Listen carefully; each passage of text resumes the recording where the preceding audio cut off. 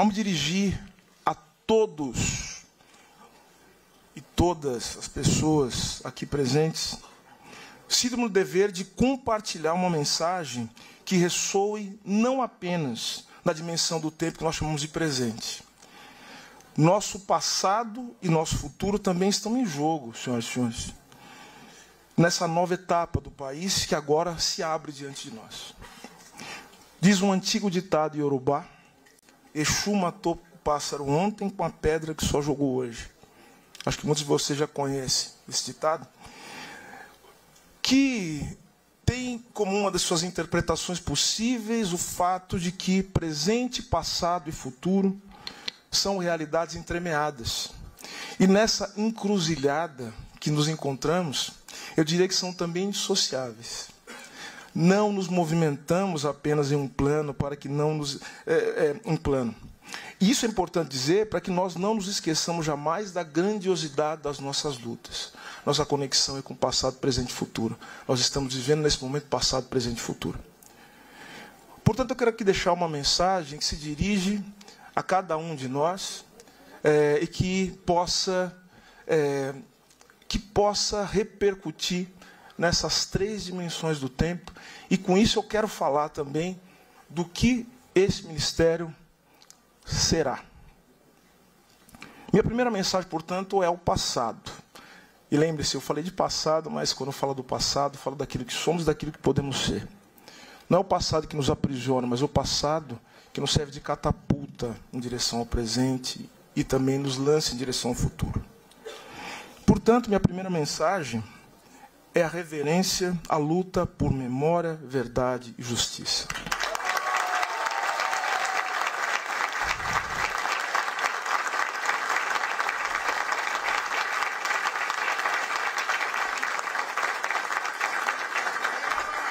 Prezados e prezadas, assumo hoje a função de ministro de Estado, Direitos Humanos e Cidadania, tendo a plena consciência de que não o faço só e nem mesmo faço por mim.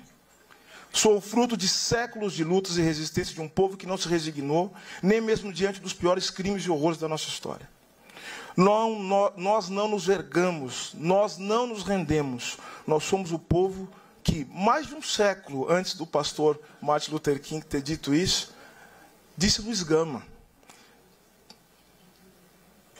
que tinha um sonho. Luiz Gama disse que tinha um sonho, que era ver o Brasil americano e as terras do Cruzeiro sem reis e sem escravos.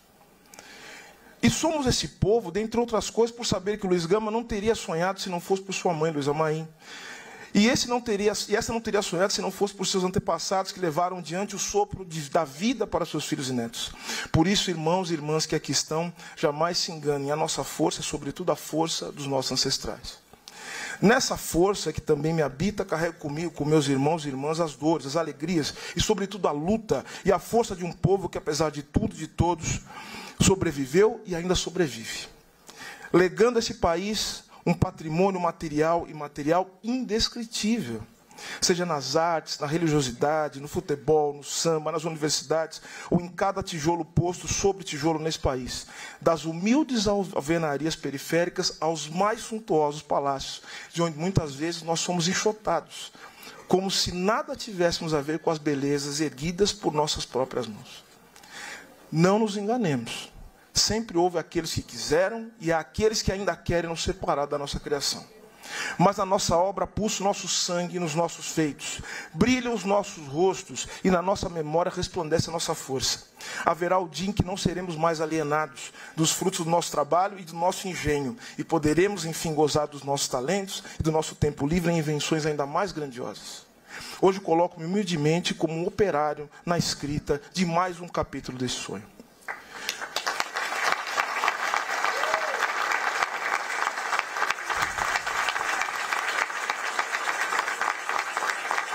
Para tanto, eu peço licença e trago comigo meu pai, minha mãe, um homem e uma mulher pretos que, nas suas humildades e sabedorias,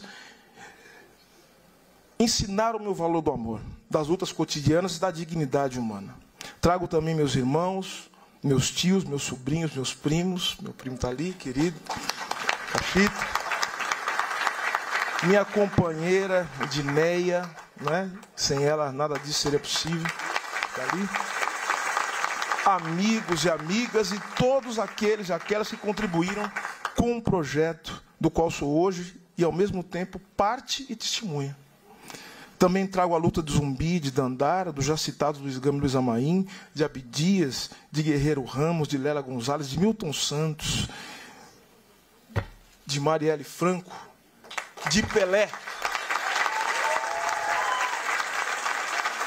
que foi ministro de Estado também desse Brasil. E tantos outros e outras que permitiram que eu aqui estivesse hoje, um homem preto, ministro de Estado, a serviço de uma luta que um dia também foi deles. Não posso dizer que suas lutas não serão esquecidas, até porque não se esquece daquilo que está presente. Mas posso e quero dizer que as suas lutas serão honradas por mim e pela minha equipe que aqui está. Nesse espaço pelo qual torno-me, a partir de agora, o maior responsável. Isso significa, dentre outras coisas, não esquecer as lições da história, das lutas contra a escravidão, contra a fome, contra a morte pelo trabalho e pela moradia dignos. Significa não esquecer da luta daqueles que foram presos, torturados e mortos pelo autoritarismo do Estado brasileiro. Seja no Império, na dita velha República, que criminalizava todos os aspectos da nossa existência, ou na ditadura militar, que ceifou os melhores anos dos verdadeiros patriotas, que ousaram se levantar contra a covardia dos poderosos. Senhoras e senhores, temos, enfim, a consciência que as histórias a nós legadas ainda estão sendo escritas. Não apenas porque temos nós a responsabilidade de levá-las adiante, mas porque ainda estão sendo vividas e tecidas em seus significados. Somos parte desse processo, estamos todos ligados por uma miríade de fios visíveis e invisíveis, de laços ao mesmo tempo belos e dolorosos, para os quais nem sempre estamos dispostos a olhar com sinceridade. Como ministro de Estado, ouso dizer, por exemplo, que o Brasil ainda não enfrentou a contento os horrores da escravidão, como outros traumas também que se avolumam sobre nós, o que permite que sua obra, né, a obra da escravidão nesses traumas, se perpetue na forma do racismo, da fome, do subemprego e da violência contra homens e mulheres pretas e pobres deste país. Assim como muitos desejam seguir em frente. Eu quero seguir em frente. Mas jamais aceitaremos o preço do silenciamento e da injustiça. A verdadeira paz será aquela que construiremos com a verdade, com o cultivo da memória e a realização da justiça. Agora eu quero falar da segunda mensagem, ou melhor, da mensagem que agora eu quero dirigir ao presente. Recebo hoje um ministério arrasado. Conselhos de participação foram reduzidos ou encerrados, muitas vozes da sociedade foram caladas, políticas foram descontinuadas e o orçamento voltado para os direitos humanos foi drasticamente reduzido. Como crueldade derradeira, a gestão que se encerra tentou extinguir, e vou dizer, tentou extinguir sem sucesso a Comissão de Mortos Desaparecidos. Não conseguiu. Nesse sentido, eu quero que todos saibam, e com isso vou contar com o compromisso do meu assessor especial, Nilmar Miranda, que muito me honra. Muito obrigado, Nilmar. É um privilégio ter você ao meu lado. Nesse sentido, eu quero que todos saibam que todo ato ilegal baseado no ódio e no preconceito será revisto por mim e pelo presidente Lula, que sempre teve um compromisso com a democracia.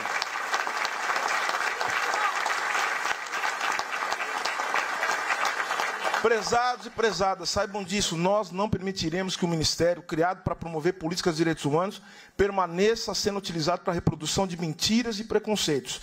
Chegamos ao cúmulo, e veja só, Bruno Renato, né? Chegamos ao cúmulo de ver a Ouvidoria Nacional de Direitos Humanos, e você vivenciou isso, meu caro, sendo usado para propagar discursos contra a política de vacinação. Não mais. Essa era se encerra nesse momento, acabou.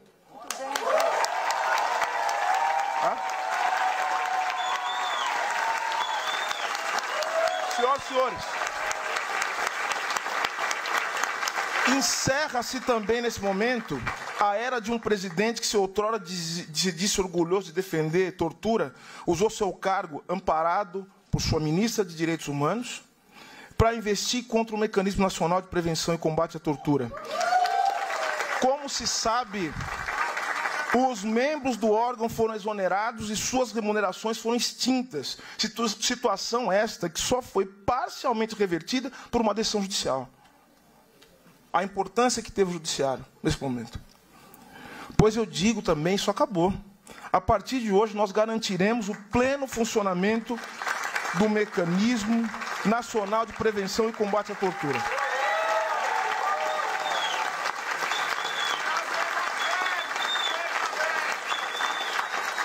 Tenho, no entanto, a plena consciência que, diante do cenário desolador em que recebo o Ministério, não terei facilidades. Saibam disso. Estaremos juntos nisso. E por isso a transparência será algo fundamental, ministro, meu amigo Vinícius. Ofereço, no entanto, a mim mesmo, o esforço inaudito da minha equipe, e estendo a mão a todos aqueles e aquelas que dispuserem a fazer parte desse processo de reconstrução. Seremos o Ministério do Diálogo, da cooperação e da união de esforços. Todo interesse legítimo trazido ao Ministério será objeto de diálogo. Como dizia Drummond, não nos afastemos, não nos afastemos, melhor dizendo, vamos de mãos dadas. Quero, no entanto, estabelecer aqui um primeiro compromisso. O compromisso desse Ministério com a luta de todos os grupos e vítimas de injustiças e opressões que, não obstante, resistirão a todas as tentativas de calar suas vozes. Por isso, permitam-me, como primeiro ato, como ministro, o ato público como ministro, dizer o óbvio. O óbvio que, no entanto, foi negado nos últimos 4 anos. Vou dizer coisas óbvias aqui. Trabalhadoras e trabalhadores do Brasil, vocês existem e são valiosos para nós. Mulheres do Brasil, vocês existem e são valiosas para nós. Homens e mulheres, pretos e pretas do Brasil, vocês existem e são pessoas valiosas para nós. Povos indígenas deste país, vocês existem e são valiosos para nós.